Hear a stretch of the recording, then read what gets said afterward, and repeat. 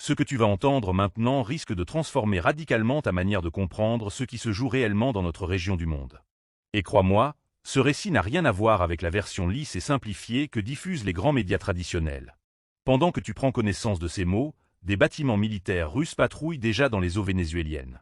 Il ne s'agit pas d'une escale symbolique ni d'un exercice anodin. C'est un signal clair, une démonstration de puissance qui remet en cause plus d'un siècle de suprématie américaine en Amérique latine. Et l'aspect le plus dérangeant de toute cette situation, c'est que Washington ne peut s'en prendre qu'à lui-même. Je suis Johnson, et aujourd'hui je vais te dévoiler une réalité que les cercles du pouvoir américain préféreraient garder dans l'ombre. Une réalité soigneusement édulcorée, voire occultée, par les médias dominants. Une réalité qui permet de comprendre non seulement pourquoi la Russie projette désormais sa force militaire à quelques dizaines de kilomètres des côtes américaines, mais aussi pourquoi cette évolution était quasiment inévitable après des décennies de décisions stratégiques désastreuses prises par les États-Unis. Nous vivons un moment historique, un basculement comparable à ce que le monde a connu lors de la crise des missiles de Cuba en 1962. La fameuse doctrine Monroe, longtemps considérée comme un pilier intouchable de la politique étrangère américaine, celle qui proclamait l'hémisphère occidental comme une zone réservée à l'influence de Washington, est en train de s'effondrer sous nos yeux. Et à Washington, la panique est bien réelle. Mais ce qui devrait réellement inquiéter les élites politiques américaines, ce n'est pas la présence de forces russes au Venezuela. Le véritable problème, c'est qu'elles ont elles-mêmes façonné les circonstances qui ont rendu possible cette humiliation stratégique. Pose-toi une question que les médias classiques évitent soigneusement. Comment un pays doté des plus grandes réserves de pétrole prouvées au monde, autrefois considéré comme l'une des démocraties les plus stables d'Amérique latine, en est-il arrivé à rechercher une protection militaire auprès de Moscou? Comment a-t-on pu atteindre un tel point de rupture? La réponse est dérangeante. Elle provoque la colère, l'indignation, et pousse à remettre en cause tout ce que l'on croit savoir sur la politique étrangère américaine. Car cette crise n'a pas commencé avec Nicolás Maduro. Elle n'a pas non plus débuté avec Vladimir Poutine.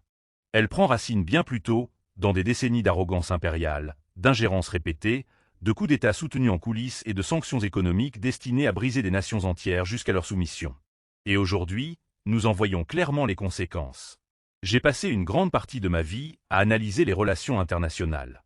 J'ai travaillé aux côtés de gouvernements, collaboré avec des institutions internationales comme les Nations Unies et observé de près le fonctionnement réel de la politique étrangère américaine. Et je peux l'affirmer sans hésitation, ce qui se déroule actuellement au Venezuela n'est ni un accident, ni une anomalie. C'est le résultat logique, presque mathématique, d'une stratégie répétitivement inefficace, guidée davantage par l'idéologie et les intérêts économiques que par une réflexion géopolitique sérieuse. Revenons en arrière. Fin des années 1990. Le Venezuela traverse une période difficile. Les inégalités sont criantes. Les élites traditionnelles ont accaparé pendant des décennies les richesses pétrolières, pendant qu'une large partie de la population vit dans la précarité. C'est dans ce contexte qu'émerge Hugo Chavez, un officier charismatique qui tente un coup d'État en 1992, échoue, est emprisonné, puis choisit la voie électorale. En 1998, il remporte largement l'élection présidentielle. Chavez était-il irréprochable? Évidemment non. Il a commis des erreurs économiques majeures. Son modèle de socialisme bolivarien a engendré des dysfonctionnements importants. Cela ne fait aucun doute. Mais il y a une réalité que les médias américains passent souvent sous silence.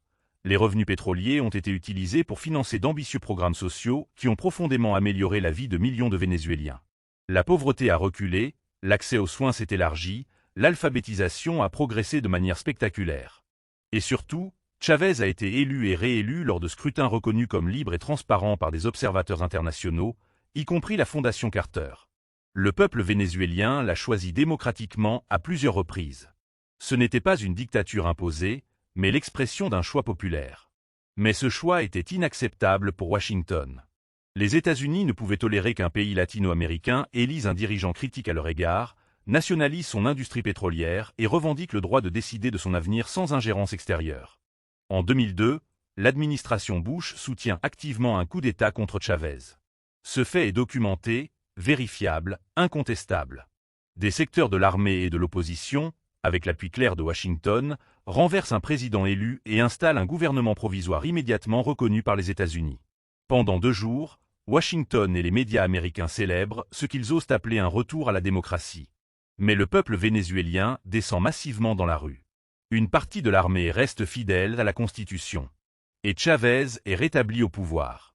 Ce coup d'État raté a durablement terni l'image des États-Unis en Amérique latine, exposant l'hypocrisie de leur discours sur la démocratie. À partir de là, Washington change de méthode. Financement de l'opposition via des organisations prétendument neutres, sanctions économiques de plus en plus sévères, isolement diplomatique. Et c'est ici que le récit officiel devient dangereux. On attribue l'effondrement du Venezuela uniquement au socialisme et à l'incompétence, en ignorant volontairement le rôle central des sanctions économiques. Les sanctions ne sont pas une simple pression diplomatique. Elles constituent une véritable guerre économique. Elles visent à rendre la vie insupportable pour les civils afin de provoquer un soulèvement. Et au Venezuela, leurs effets ont été dévastateurs. Ce ne sont pas les élites qui en souffrent, mais les citoyens ordinaires. Mères privées de lait infantile, malades sans médicaments, familles ruinées par l'hyperinflation. Des études sérieuses estiment que les sanctions ont provoqué des dizaines de milliers de morts. L'économie s'est contractée de manière catastrophique, poussant plus de 6 millions de personnes à l'exil. Une crise humanitaire majeure, aux répercussions régionales. Soyons clairs, le gouvernement Maduro a commis des fautes graves. Corruption, mauvaise gestion, violation des droits humains. Mais les sanctions ont transformé une crise sévère en tragédie absolue, tout en renforçant le régime et en poussant le pays vers la Russie, la Chine, l'Iran et Cuba. Aujourd'hui, le résultat est là. Des navires russes au Venezuela, une coopération militaire renforcée, une influence croissante de puissances rivales à quelques kilomètres des États-Unis. La doctrine Monroe appartient au passé, enterrée par l'arrogance stratégique américaine. Et tant que Washington refusera de reconnaître ses erreurs, de revoir sa politique et d'opter pour une diplomatie réelle fondée sur le respect et la coopération, ces crises se répéteront. Le monde change. Et les choix faits aujourd'hui détermineront le rôle que les États-Unis joueront demain. Je suis Johnson. Et voici ce que les médias traditionnels ne te diront pas. Il est temps d'ouvrir les yeux et d'exiger mieux de nos dirigeants. L'avenir dépend des décisions que nous prenons maintenant.